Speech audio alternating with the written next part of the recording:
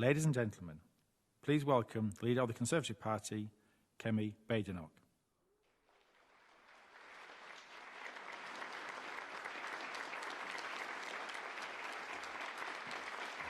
Thank you.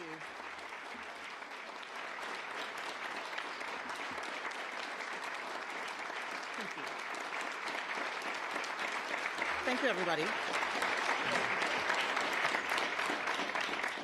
Thank you. And for your patience as well, we finally had the Prime Minister stop talking, so it was time for me to come on. But in all seriousness, ladies and gentlemen, Britain is not being governed. Last night in Downing Street, what were Keir Starmer and his team doing? They were not thinking about the future of NATO. They were not up late talking about sorting out the cost of living. They were not planning how to reindustrialise Britain with cheaper energy. They were, yet again, desperately ringing round Labour MPs trying to save his job. The Labour Party came into government just 18 months ago, but with no plan for this country. And in the last 18 months, we have seen exactly what happens when a government has no idea what it is doing in power and no idea what it stands for. They have made a series of random decisions, not a single one of which was in their manifesto. Snatching winter fuel payments, taxing family farms, mandatory digital ID, surrendering the Chagos Islands, a disastrous budget for Benefit Street, taxing jobs, pubs and businesses, and making this country poorer. Every single one of those decisions they have got wrong. It is bad enough to have a government preoccupied with cleaning up its own messes. But what is worse is the reason these mistakes keep happening. Because every single one of them comes back to the judgment of one man, Keir Starmer. At a time when Britain needs a leader, we have a Prime Minister who makes the wrong decision again and again. For months, I have been pressing the Prime Minister about his decision to appoint Peter Mandelson as ambassador. And yesterday in Parliament, I finally forced him to admit the shocking truth. He knew. He knew that Mandelson had a continuing relationship with Jeffrey Epstein. He knew Mandelson had stayed in his house while Epstein was in jail for child prostitution. The Prime Minister knew all this, and yet he appointed Peter Mandelson anyway to the most prestigious job in the diplomatic service. The Prime Minister brushed aside the security warnings. He turned a blind eye to what he knew about Mandelson's association with one of the world's most notorious paedophiles. And instead of standing up and taking full responsibility for this disastrous appointment, the Prime Minister is trying to make himself out to be the victim. Nobody is buying it. This morning, cabinet ministers are out there defending the decision to appoint Peter Mandelson, still claiming that it was a rational appointment. They should be ashamed. And it's not just Peter Mandelson. The Prime Minister has surrounded himself with people who do not have Britain's best interests at heart, like Jonathan Powell, like Lord Hermer, people advising him to surrender the Chagos Islands simply to impress lawyers at North London dinner parties, people advising him to let the Chinese build an enormous spy hub in the centre of London, people advising him to drag our brave veterans through the courts while terrorists walk free.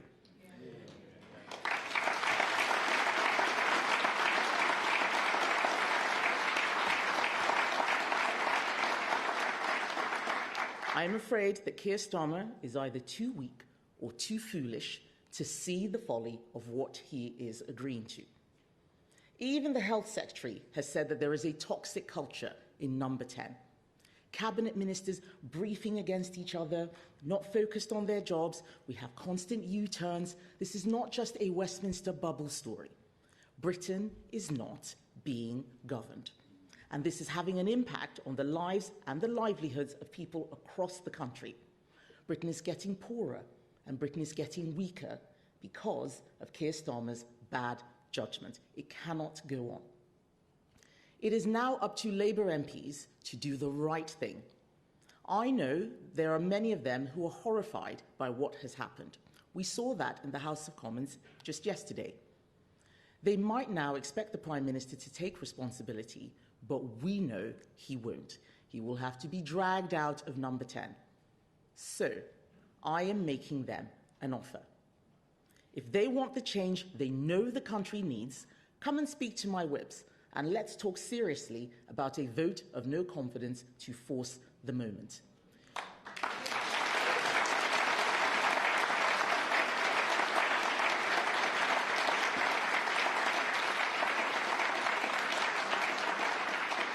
Keir Starmer's position is clearly untenable, but it is for Labour MPs to decide when he goes, because it is a question of when, not if, he goes. Just now, Keir Starmer has given a speech supposedly about local funding and integration, no doubt another mission or pledge or milestone that was made up by an aide yesterday afternoon, yet another relaunch that in a week's time no one will remember. And he apologised for believing Mandelson's lies. That's not good enough. What he should apologise for is ignoring security advice and vetting that showed him Mandelson should never have been appointed in the first place.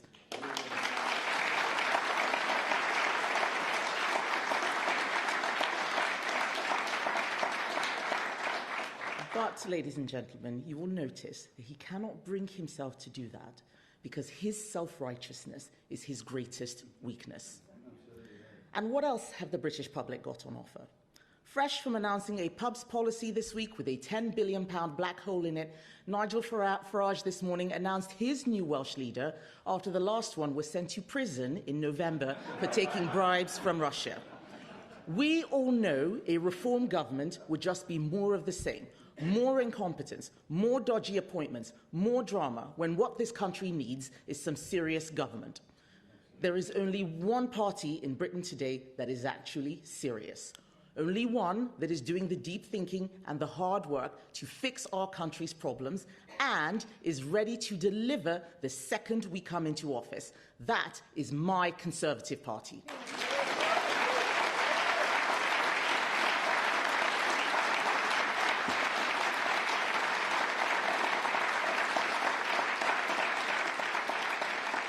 And some people will ask, and we must admit, yes, we made mistakes, but we acknowledge them and we have learned from them. That is the difference between us and everyone else.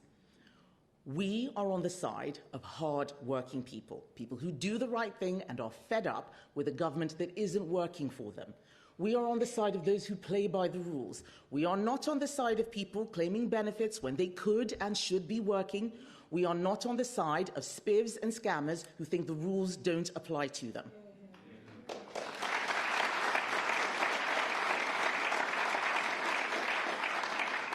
Britain is not being governed.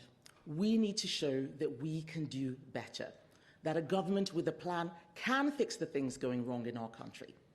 That is our alternative, our strong borders plan, our cheap power plan, our £47 billion savings plan, our plan to abolish stamp duty, our plan to fix the high street, our plan to get Britain working again. That is what we believe in. That is the change that we will deliver. Thank you, ladies and gentlemen.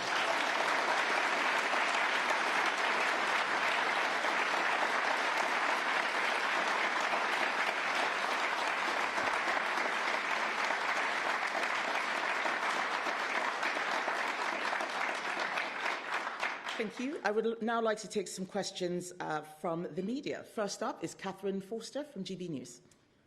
Thank you, Catherine Forster, GB News. The Prime Minister has just said that, effectively, he's going nowhere.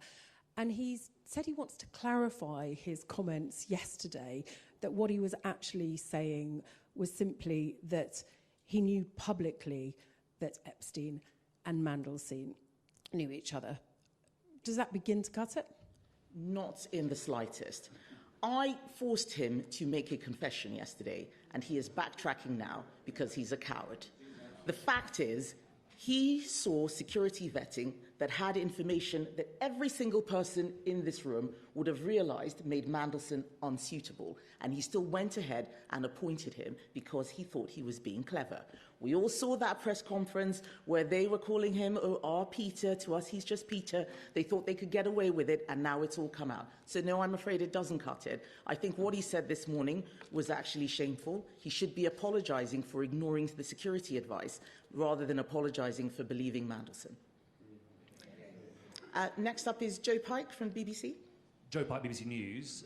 Kemi Badenoch, why didn't you say all of this 14 months ago when Lord Mandelson was appointed, when we knew he'd had a relationship post-conviction with Epstein, when we knew he'd stayed at the New York apartment, where we'd seen the photos of the two trying on clothes together, and where your political ally and mentor, Michael Gove, said Mandelson was, quote, the best choice to handle Trump?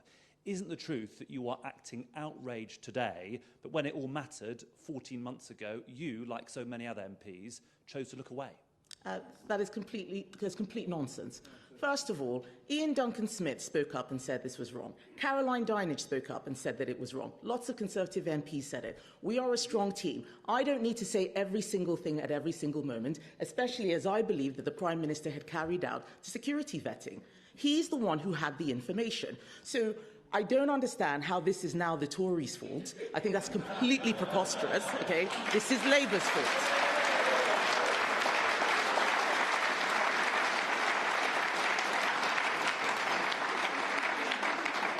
Rob Powell from Sky News.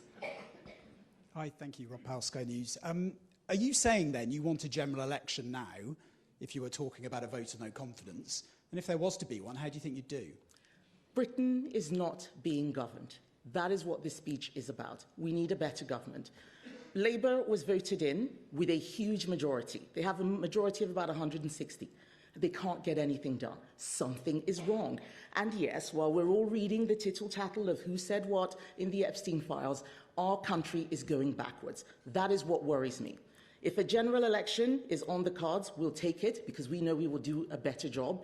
But what we need to make sure is that the public can see what the alternatives are. This is not a game. We're not throwing dice. This is about people's lives. And I am very worried about what is happening in our country. I am very worried about some of the nonsensical legislation that is going through Parliament, what they're doing on veterans, what they're doing on Chagos. And that's before we get to the pretend private members' bills, which are really government-sponsored bills around things like assisted dying, things that were never in the manifesto. Something is going horribly wrong. And we can see a government that is distracted. It's all about their leadership ambitions. None of the cabinet secretaries are delivering anything at all. Right now, my belief is that there won't be a general election until 2029, because most of those Labour MPs know that they will not be coming back. But they at least have the opportunity to do better. They can pick someone else or force the government to do better, rather than putting their heads in the sand. That is what I'm asking them for.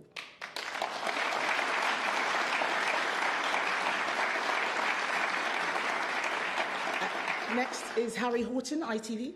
Thank you, Harry Horton, ITV News. I've spoken to lots of Labour MPs over the last few days, and some of your own MPs as well, and many of them are worried that actually this scandal, and ones we've seen under your party previously, actually undermine trust and faith in all politicians. And is that something you're worried about? It is something that I'm worried about. As I said, we made mistakes, but we acknowledged them, we learned from them, and as people will remember, we tried to fix them. We don't need to go back into what happened several years ago to see that we were actually trying to fix things when we saw the leader was going wrong. Labour are too scared to do that. And yet they can't even do basic things like make modest changes in the welfare budget. They can't get any legislation through. We're spending most of our time having general debates and going nowhere. Something is seriously wrong. Britain is not being governed. And that is what we need to think about. How do we get ourselves into a better place? Aggie Champ from LBC. Aggie Chambray, LBC News. Ms Badenoch, do you worry that this scandal and the potential end of this administration could hasten or make more likely a Reform UK government? Reform UK is more of the same. They're the ones who actually have a former leader in prison right now. There is no reason that we should even think for a second that these Epstein files don't have something that might implicate them. A lot of Nigel Farage has mentioned multiple times, I'm not in the Epstein files. Nigel Farage has mentioned multiple times, so is his party treasurer, Nick Candy. People can go and investigate. But if people think that we're getting a clean government with reform, I think that that is for the birds. That is not what the country is asking for. They may be doing well because of protest votes, but we need to start having an honest conversation about how we can get a proper government.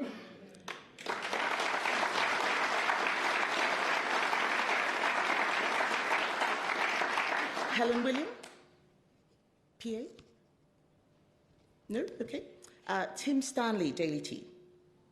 Thank you. Good morning. I have to stand. No, I don't have to stand up. Do I have to stand up? Okay, fine. I'm going to stand up for the camera.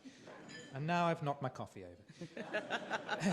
No, don't worry about that. That's fine. Good morning. You've invited Labour MPs to kick out Keir Starmer and, quote, do better.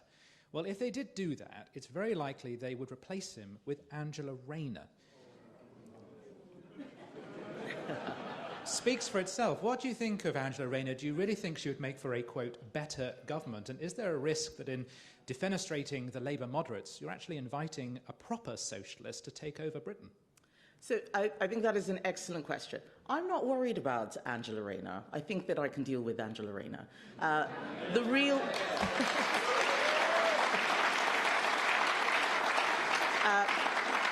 But you've hit upon something that is crucial. It doesn't matter who they change leader to, it's still going to be a Labour person. What we need them to look at is the mistakes that they've been making and how they can fix that. Whoever it is that they pick has to acknowledge that a lot of mistakes have been made. The country is not crying out for socialism. The country is crying out for competence and fixing the economy, putting money in people's pockets. Businesses are crying out for relief. They want the government to get the boot off their necks. It is not a coincidence that Labour MPs can't get into pubs and hairdressers at the moment. That is not because they're crying out for more socialism. What we want to see is them putting the British people back at the forefront of their minds. They're not thinking about any of the people out there right now. They're just thinking about themselves. So let's stop talking about Angela Rayner or West Streeting. Let's start talking about the people out there. That's what I'm worried about.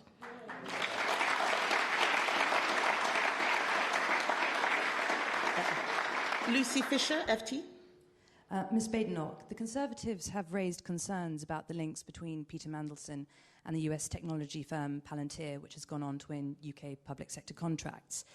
Is there a wider problem here with political appointments for key ambassadorial roles if they go to people with complex business and corporate interests? Are you in favour of scrapping political appointments in favour of professional diplomats, or for introducing new safeguards to stop this kind of potentially conflicted interests? Thank you. So our issue is not with Palantir or even Palantir and Peter Mandelson. It's the fact that the meetings were not minuted, so no one knows what was discussed. And then there was a direct grant of £240 million, not a tender, not a bid. That's something that needs to be looked at very, very closely. That's the issue. It's not really about the political appointment. Political appointments can be good, they can be necessary. Just don't pick the best friend of a convicted paedophile who's still been hanging out with him afterwards. That's the real issue.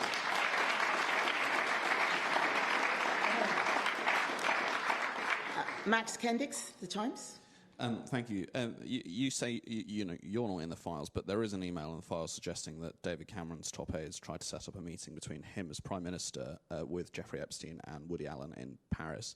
That meeting never ended up happening, but are you absolutely confident there are no connections between senior Conservatives and Jeffrey Epstein? I'm a senior Conservative. I have a great shadow cabinet. A meeting that never happened, which somebody asked for, I don't think is particularly interesting or relevant. There are lots of people's names in those files. My name isn't in them. Neither is anyone in my shadow cabinet, as far as I'm aware. I think that I don't think, James, are you in the files? No. Okay. I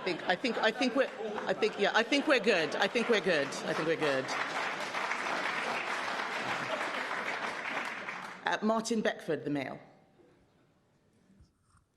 Thank you. I Just wondering, what did you make of the police telling the government last night not to publish documents that they say might undermine their investigation into Peter Mandelson? Are you concerned that this might let Keir Starmer off the hook? Thank you. So, it's a very interesting question. So Keir Starmer was leaning on that in his speech, saying, I really wanted to release all the files, but the police have asked me not to. He did not want to release the files. I asked him in September. He had plenty of time. He didn't release them. It wasn't until we used a parliamentary mechanism called a humble address that he realised that he couldn't get his MPs to back him, that he was forced to release the files. Now, the police have said that they don't want things released that may prejudice their case. I think that is fair enough. We're not interested in what Peter Mandelson got up to. The police can investigate that. We are interested in who knew what, when, and how the appointment came to be made. That has nothing to do with the criminal investigation. And if they're so scared, I'm very happy to go into a room and have a look and see myself so that we understand that. The Intelligence and Security Committee is a safe place. They see lots of top secret information all the time. But please do not let Keir Starmer confuse you by telling you that his appointment of a man with his associations with the paedophile was national security or international relations or it's a police investigation. He is hiding. He will do anything and everything he can to stay in office, and he is going to use every trick in the book. Do not buy it. He's been got banged to rights, and we need to make sure that the truth comes out and everything that went on is exposed. Yeah.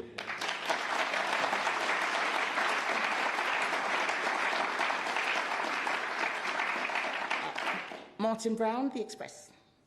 Thank you.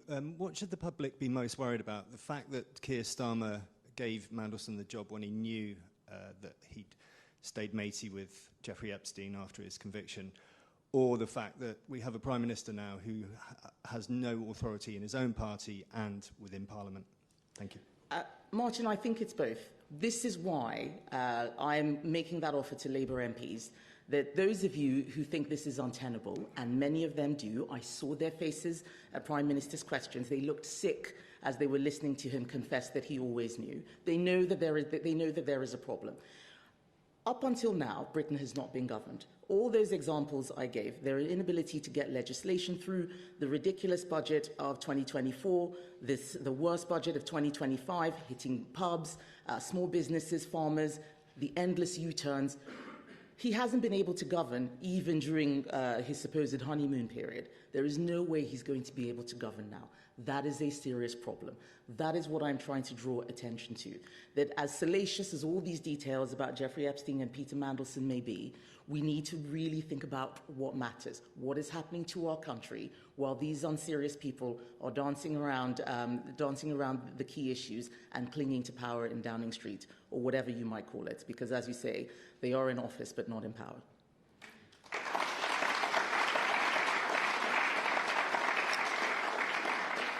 Kitty Donaldson, The Eye.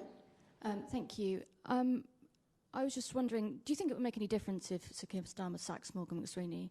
And secondly, is anyone in the cabinet you admire, Wes Streeting, for instance? Is there anyone in the cabinet that I admire? No.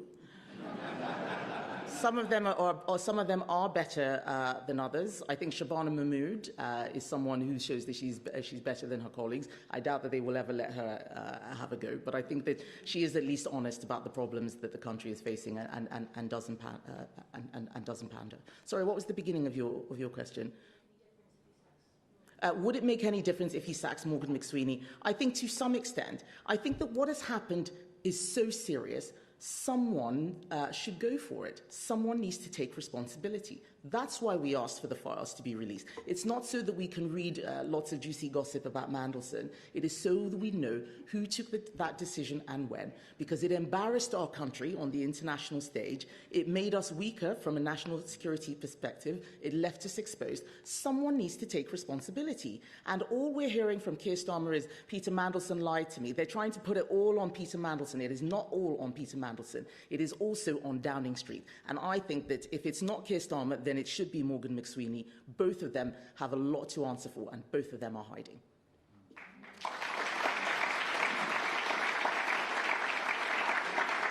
And finally, Noah Hoffman from The Sun. Thank you, Kemi. Just quickly turning to crime and justice. A jury has acquitted 6 Palestine Action activists who mounted a raid on an Israeli defense company's factory. There are now some questions over potential tampering with the jury. You want to put out a strong message about criminal damage. I was wondering what you make of this situation and what actions you plan to take, if any, in response to it. I believe you were talking about the case where a police officer's spine was broken. I think it's absolutely disgusting.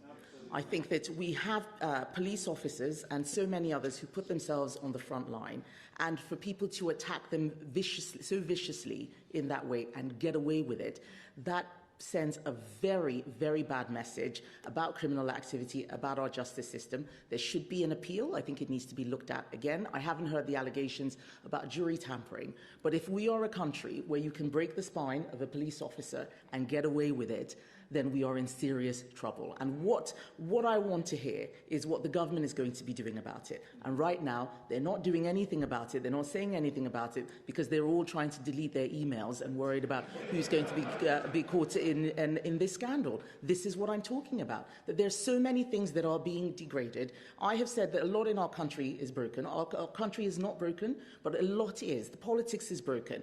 There are a lot of issues in the judicial system. There are problems with borders. There are problems with public order. We need to start getting real solutions to that. Many of those things, we didn't fix properly in government. Some of them we did, but now is the time. We've come up with better plans. We have plans to have more police officers. We have plans to fix the borders to make sure that people who come in are people who should be here, and so much more. That's what I want us to be talking about. And people can disagree with what we're offering, but at least let's talk about the real issues. Instead, we're talking about whatever new milestone Keir Starmer has cooked up in the morning and what he may or may not have said to Peter Mandelson. Britain is not being governed. I think it is time that we get serious and get back to business. Thank you, ladies and gentlemen.